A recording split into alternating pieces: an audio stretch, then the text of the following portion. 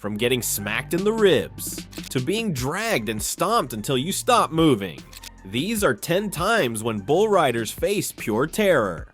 At number 10, Helton Barboza caught horns to the ribs from Jack Hammer.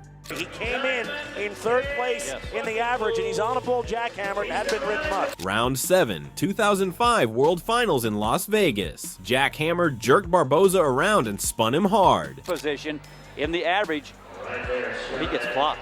Then the horns caught him right in the ribs. Barboza felt that one for sure. But if Barboza took horns to the ribs, Shane Proctor at number 9 got flung off Calypso in Seattle. It's time to get behind the one. Take care of your home state. Bull rider, here we go. Round 1, Seattle Invitational. Calypso jerked Proctor up and down so hard he made contact with the horns. Ooh, man.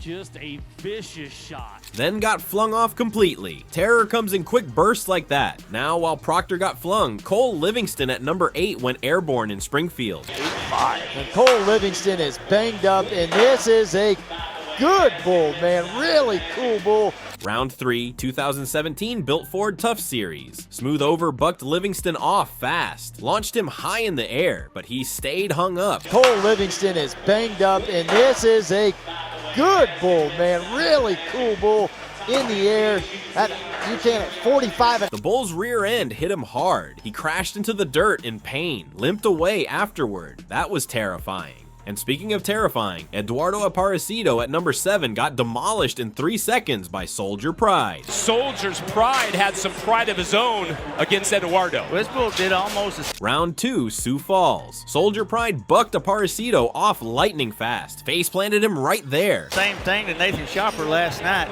Just really bucks him off pretty fast and then just face plant. Spun him around, nothing to stop himself before hitting the ground. 3 seconds of pure terror. Although Aparecido got demolished quickly, Jody Newberry at number 6 took a shot to the head in Grand Rapids. Against the reserve world champion bucking bull Mossy Oak Mudslinger. Here we go, he's in trouble. Ford Championship Round 2004 Grand Rapids Invitational. Mossy Oak Mudslinger gave Newberry a solid shot to the head. Mossy Oak Mudslinger, here we go, he's in trouble.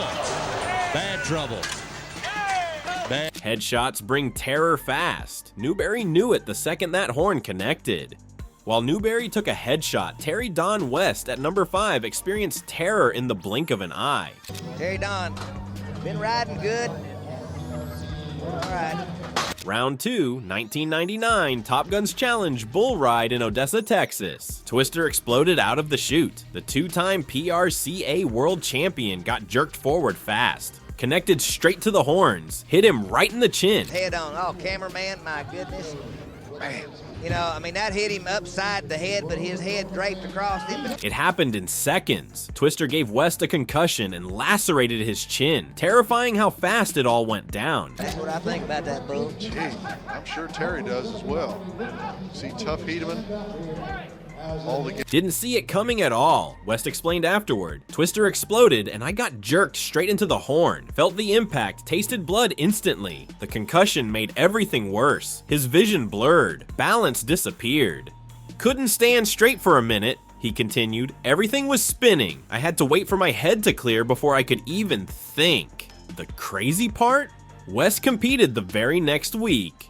Concussion, lacerated chin and all. Probably shouldn't have, he admitted, but that's who we are. You heal up quick and get back on. Now at number 4, Brian Corson came head to horn with Little Yellow Jacket in Nampa. In PBR history, he's only been ridden twice since then. Michael got him again at the finals. And Little Yellow Jacket exploded out of the chute and Corson jerked forward hard. The force made his head connect with the horns of the 3-time Bull of the Year. Then he landed directly in the path of the bull's hooves. Got hit twice, direct shots. Got him. This is Brian Corson trying to make his own history, and he gets Corson laid in the dirt for a while, wasn't moving much, finally got helped out of the arena limping and badly dazed. Take a blow like that while you're just helpless, and our bullfighters know it, and they do. Little Yellow Jacket showed exactly why he earned Bull of the Year 3 times. No mercy. My head took everything from that horn. Corson explained later, his voice still shaky. Connected hard and everything went sideways. I didn't know where I was for a minute. I felt both hooves come down, he continued. Couldn't move fast enough to avoid them. Just had to take the hits and hope nothing broke.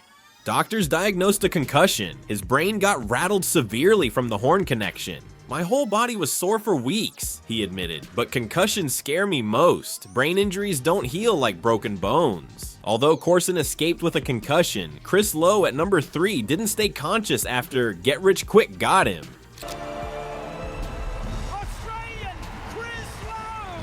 Brendan Clark Invitational. Get Rich Quick jerked Lowe off. He spun on top of the bull, then the horns hit him as he headed toward the ground. By the time he landed, Lowe was unconscious, out cold.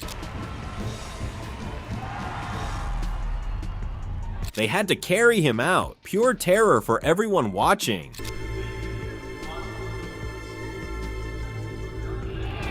Don't remember any of it, Lowe explained later. One second I'm on the bull, next second I'm waking up with doctors standing over me asking questions. The knockout meant a serious concussion. His brain shut down to protect itself. Doctors said I got knocked out from the horn impact, he continued. Brain basically hit the off switch. Scary when they explain it like that. Getting knocked unconscious changes your perspective, he admitted. Makes you realize how fragile everything is. But eventually, the pull to ride came back. While Lowe got knocked out once, Dustin Hall at number 2 bounced off horns twice before going unconscious. Hall, a young guy, only 22, 21-year-old actually, out of Springfield. Round 2, 2002 Columbus Bud Light Cup. Hall drew happy ending, got jerked around hard. His head connected with the bull, but he stayed on, then bounced off the horns. Once, twice, finally hit the ground unconscious. Ending at an 82.5 in round 1, look out! Dustin Hall may be out. No mask, no helmet, nothing protecting his face. Happy Ending had no happy endings left, so he delivered horn shots straight to Hall's face. Right here, he's doing, kind of whips him down there, then all his timing's off. You can see the horn hit him right there. That's where it knocked him out. You know, pure terror watching someone take 2 horn shots to the face, then go limp. The fact Hall stayed on after the first horn connection showed incredible toughness, but the second one finished him. Don't remember the second hit at all, Hall explained afterward. Remember the first one. Saw stars, then nothing. Woke up later confused. 2 horn shots to an unprotected face caused serious damage. Concussion plus facial injuries. The crazy part, Hall competed 2 weeks later at the World Finals. Probably shouldn't have, he admitted. Face was still healing, head wasn't right, but you push through because that's what we do. My mom said she thought I died out there, Hall recalled. Said I wasn't moving at all. That scared her more than anything. But that terror wasn't enough to stop Hall from riding. Nothing ever is. That wreck was terrifying, but nothing compares to the pure terror of what happened to Ross Johnson at number 1 in Fort Worth. Davis bull, Ross Johnson was the first man ever to try this bull in the Built Ford Tough. Panda exploded out of the chute and bucked Johnson off very fast, but his spur caught in the bull rope. Stayed hung up. The bull dragged him around, stomped on him repeatedly, over and over. Series way back in Worcester, bucked off, and he bucks off again, and gets his spur hung up in the bull rope. He is tied up with his spur and getting dragged. Johnson stopped moving, just laid there while the bull kept going. The entire arena fell silent. That terrifying silence when everyone thinks they're witnessing something tragic. This is a bad situation. He's getting stepped on. Oh no. It's not coming out. Finally. One of the scariest hang-ups the sport has probably ever seen. The terror wasn't just what happened, it was watching Johnson go completely still while still attached to that bull. Everyone thought the worst. I remember getting bucked off, Johnson explained later. Remember my spur catching, then just getting whipped around and stomped. Couldn't do anything except take it. The stomps kept coming. Each one could have been the one that caused permanent damage. Lost count of how many times Panda stepped on me, he continued. Just knew it kept happening. I kept hoping my spur would release.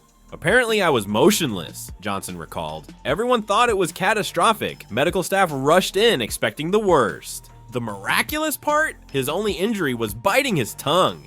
Doctors couldn't believe it, he said. Checked me head to toe expecting broken bones, internal bleeding, everything. Just a bitten tongue. Johnson showed up the next day, didn't compete, but wanted everyone to know he survived. People needed to see I was okay, he stated. That hang-up looked deadly. Had to show them I made it through. His family was traumatized watching it. Seeing him carried out motionless broke them. My dad said it was the worst moment of his life, Johnson recalled. Thought he'd lost me. That's heavy to carry.